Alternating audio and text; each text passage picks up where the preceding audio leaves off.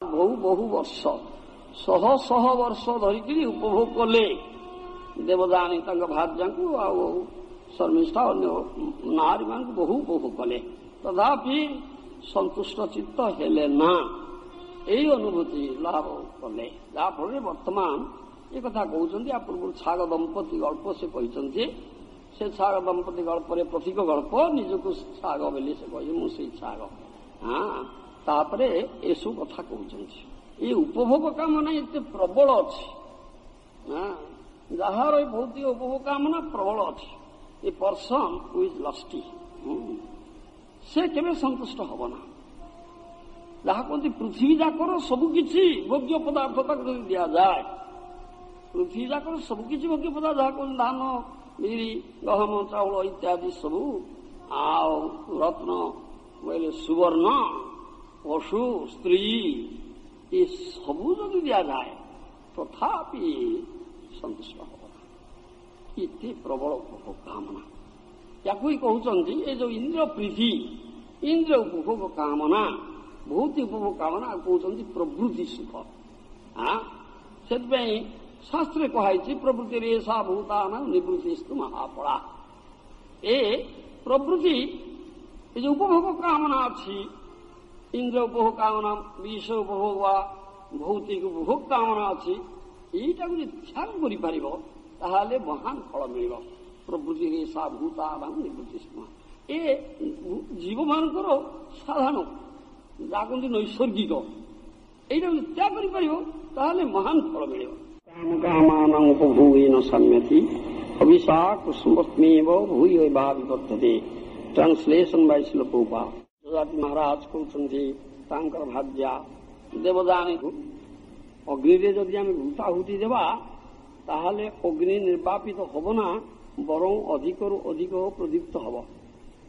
ସେ ପ୍ରକାର ଭାବେ ଆମେ ଯଦି ଅଧିକ ପରିମାଣରେ ଇନ୍ଦ୍ରିୟ ମାନଙ୍କୁ ଉପଭୋଗ ଦେବା, ଆଉ ଉପଭୋଗ ଦେଇକରି ଆମକୁ ଶାନ୍ତ କରିବାକୁ ଚେଷ୍ଟା କରିବା, ସେମାନେ ଶାନ୍ତ ହେବେ ନା, ଅଧିକରୁ ଅଧିକ ଚାହିଁବେ ଉପଭୋଗ। ସେଥିପାଇଁ in fact one must voluntarily cease from the mental desire. ସେଥିପାଇଁ ସ୍ୱେଚ୍ଛାକ୍ରମେ ବ୍ୟକ୍ତି ଏ ଭୌତିକ ଉପଭୋଗ କାମନାରୁ ନିବୃତ୍ତ ହେବା ଉଚିତ। ଏ ହେଲା ଶ୍ଲୋକର ଅର୍ଥ। କୌଣସି ବ୍ୟକ୍ତିଙ୍କର ପ୍ରଚୁର ଧନ ଥାଇପାରେ, ପ୍ରଚୁର ଉପଭୋଗ ସାମଗ୍ରୀ ଥାଇପାରେ, ତେବେ ସେ ତାର ଇନ୍ଦ୍ରମାନଙ୍କୁ ଏସବୁ ଉପଭୋଗ ଦେଇ ସନ୍ତୁଷ୍ଟ କରିବାକୁ ଚେଷ୍ଟା କଲେ, ଶାନ୍ତି କରିବାକୁ ଚେଷ୍ଟା କଲେ, ସେମାନେ କଦାପି ଶାନ୍ତ ହେବେ ନା, ସନ୍ତୁଷ୍ଟ ହେବେ ନା। But the endeavor to stop lusty desire by enjoying can never be successful. ଉପଭୋଗ ଦେଇ ଇନ୍ଦ୍ରମାନଙ୍କୁ ତୁମେ ଶାନ୍ତ କରିପାରିବ ନା। Example given here is very appropriate. ଏ ଯୋଉ ଉଦାହରଣ ଦିଆଯାଇଛି ତାହା ଯଥୋପଯୁକ୍ତ। One cannot stop blazing fire by trying to extinguish it with butter. ଏ ଉଦାହରଣଟା ବଡ଼ ଯଥୋପଯୁକ୍ତ। ଘୃତ ଆହୁତି ଦେଇ ଅଗ୍ନିକୁ ନିର୍ବାପିତ କରିବାକୁ ଚେଷ୍ଟା କରେ, ତା ନିର୍ବାପିତ ହେବେ ନା, ବରଂ ଅଧିକରୁ ଅଧିକ ପ୍ରଦୀପ୍ତ ହେବେ।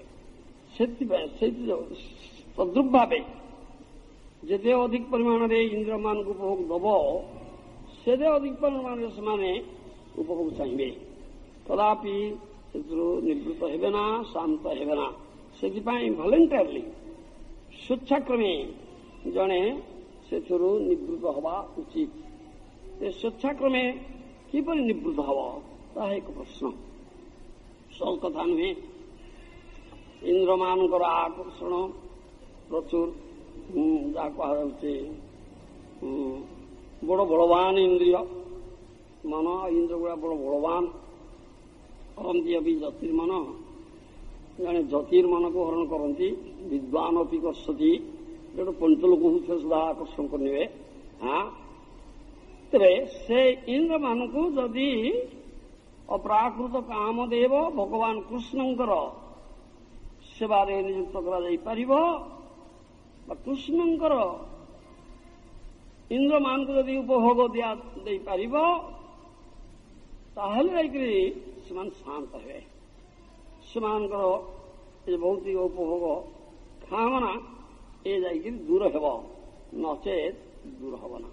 ଏକମାତ୍ର ଉପାୟ ରହିଛି, ଅନ୍ୟ ଉପାୟ ନାହିଁ। ଏ ପ୍ରସଙ୍ଗରେ ଆମେ ଏକାଦଶ ସ୍କନ୍ଧ ଭାଗବତର 10ମ ଅଧ୍ୟାୟ 27-29 ଶ୍ଲୋକ ମଧ୍ୟ ଆଲୋଚ୍ୟ। ସେ ଶ୍ଲୋକମାନଙ୍କ ଏହି କଥା କୁହାଯାଇଛି। ଯଦ୍ୟ ଧର୍ମରତ ସଂଗାଦ ସଦାଂ ବାଜିତେନ୍ଦ୍ରିୟ କାମାତ୍ମା କୃପଣ ଲୁବ୍ଧୋ ସ୍ତ୍ରୟୀଣ ଭୂତୋ ବିହିଂସକଃ ପଶୂନ୍ ବିଧିନା ଲଭ୍ୟ ପ୍ରେତ ଭୂତ ଗଣାନ୍ ଯଜନ୍ ନରକାନ୍ ବସୋ ଜନ୍ତୁର୍ଗତ୍ୱା ଜାତ୍ୟୁଲ୍ବଣଂ ତମଃ କର୍ମାଣि ଦୁଃଖୋତ୍କର୍ତ୍ତକାଣି କୁର୍ବନ୍ ଦେହେନ ତୈ ପୁନଃ ଦେହ ମା ଭଜ ତତ୍ର କିଂ ସୁଖଂ ମର୍ତ୍ତ୍ୟ ଧର୍ମିଣ। ଯଦି ଜୀବ ଅସତ୍ସଙ୍ଗରେ ଅଧର୍ମରତ ବା ଅଜିତେନ୍ଦ୍ରିୟ ହେବା ଯୋଗୁଁ କାମୁକ କୃପଣ ବିଷଭୋଗ ତୃଷ୍ଣାକୁଳ ସ୍ତ୍ରୀ ଲମ୍ପଟ ଏବଂ ତନ୍ନିମିତ୍ତ ପ୍ରାଣୀ ହିଂସାକାରୀ ହେଇ ଶାସ୍ତ୍ରବିଧି ବ୍ୟତୀତ ପଶୁପଥ ପୂର୍ବକ ଭୂତ ପ୍ରେତଗଣଙ୍କର ଯୋଜନ କରି କର୍ମାଧୀନତା ଅବଶତଃ ନର୍କ ଲାଭ ସ୍ଥାବରତ୍ୱ ପ୍ରାପ୍ତ হয় ଏବଂ ଏହି ସ୍ଥାବରସ୍ୱର ଦ୍ୱାରା ପୁନରାୟ ପରିଣାମରେ ଦୁଃଖପ୍ରଦ କର୍ମ ସମୂହର ଅନୁଷ୍ଠାନ କରି ସେହି କର୍ମ ହେତୁ ପୁନରାୟ ତଦୁପଯୋଗୀ ଦେହଲାଭ କରେ, ତାହେଲେ ପ୍ରବୃତ୍ତି ମାର୍ଗରେ ଭ୍ରାମ୍ୟମାନ ମର୍ତ୍ତ୍ୟ ଜୀବର ସୁଖ କି ପ୍ରକାର। ଏହା ଉପରେ ଭାଷ୍ୟ ଦେଇ ଶ୍ରୀଲ ବିଶ୍ୱନାଥ ଚକ୍ରବର୍ତ୍ତୀ ଠାକୁର ଯାହା କହିଛନ୍ତି ତାର ଓଡ଼ିଆ ଅନୁବାଦ କହୁଛି। କର୍ମଣାମ୍ ଅଧିକାରୀ ଦ୍ୱିବିଧ ଧାର୍ମିକ ଓ ଅଧାର୍ମିକ। କର୍ମର ଦୁଇ ପ୍ରକାର ଅଧିକାରୀ ଅଛନ୍ତି, ଧାର୍ମିକ ଆଉ ଅଧାର୍ମିକ। ତନ୍ମଧ୍ୟରେ ଧାର୍ମିକର ଗତି କୁହାଯାଉଛି ଏଗଣା, ଦ୍ୱିତୀୟର ଗତି କୁହାଯାଉଛି। ଏ 27 ଶ୍ଲୋକରେ ଏକଥା କୁହାଯାଇଛି।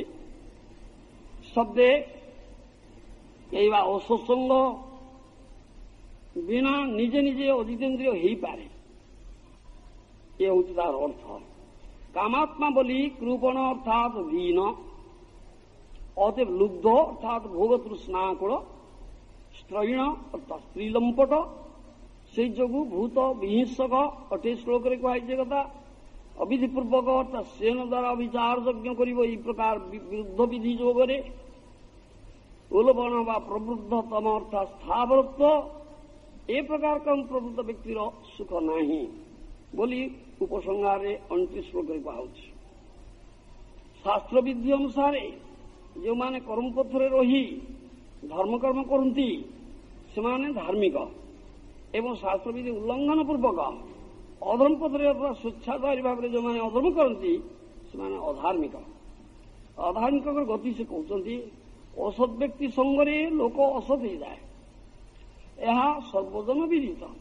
କିନ୍ତୁ କେହି ବା ଅସତ୍ ସଙ୍ଗ ବ୍ୟତୀତ ନିଜେ ଅଜିତେନ୍ଦ୍ରିୟ, କାହିଁକି ତା ଏକାଦଶ ସ୍କନ୍ଧ ଭାଗବତର 21-24 ଶ୍ଲୋକରେ କୁହାଯାଇଛି। ଉତ୍ପେତୈବ ହି କାମେଷୁ ପ୍ରାଣେଷୁ ଶୋଜନେଷୁ च आसक्त मनसा मर्त्या आत्मनो अनर्थ हेतुषु।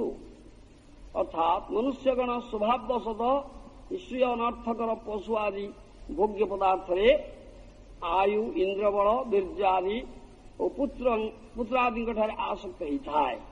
कामात्मा अर्थात कामुक व्यक्ति ही प्रकृत पक्षे कृपण बा दीन, कहीं काम उपभोगरे उपशमित हुए ना, सही कथाटा कहुचे ये श्लोक।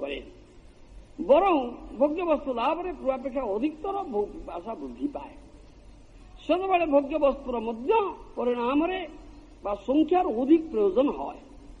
अतएव भोगरे अतृप्त व्यक्तिर कौन प्रकार सुख नहीं, से श्लोक न जातु काम कामान उपभोगेन सम्यति अभिशा कुसुमत्मेव भूय विवर्धते। घृत द्वारा अग्नि जेपरि निर्वापित हुए ना परं उत्तरोत्तर वर्धित है, सेहीपरि काम्य वस्त्र उपभोग द्वारा भोग पिपाशा वर्धित होता है, उपशम हुए ना। स्त्रैण बा स्त्री लंपट पुरुष जीव हिंसक, स्त्री बाध्य व्यक्ति निजक भोग्या स्त्रीर भोक्ताभिमान कले सुद्धा प्रकृत पक्षे से उपस्थ सुख प्रार्थी स्त्रीवृत्य एवं कुकुर तुल्य आचरणशील सप्तम स्कंद भारत एक कही। सप्तम स्कंद भारत 15 अध्याय 18 श्लोक। स्त्री इंद्र पोषण रत शूद्राम स्त्री देह ସମ୍ପୋଷଣରେ ସେ ପ୍ରାଣୀ ହିସାବ।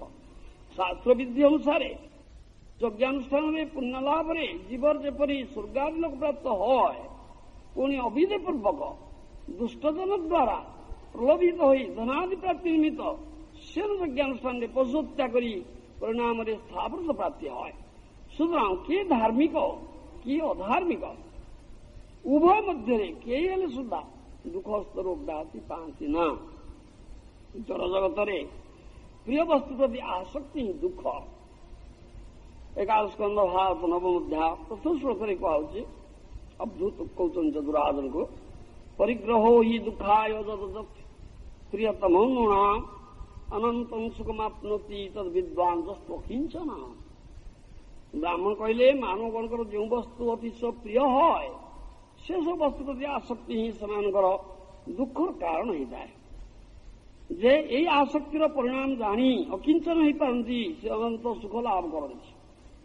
ବଦ୍ଧ ଜୀବ ନିଜ ନିଜ ଇନ୍ଦ୍ରିୟ ତୁଷ୍ଟି ନିମିତ୍ତ ଇନ୍ଦ୍ର ପ୍ରିୟ ବସ୍ତୁମାନଙ୍କ ପ୍ରତି ଆସକ୍ତ ହୁଏ ଏବଂ ସେହି ବସ୍ତୁ ସଂଗ୍ରହରେ ପ୍ରାଣପାତ ପରିଶ୍ରମ କରେ।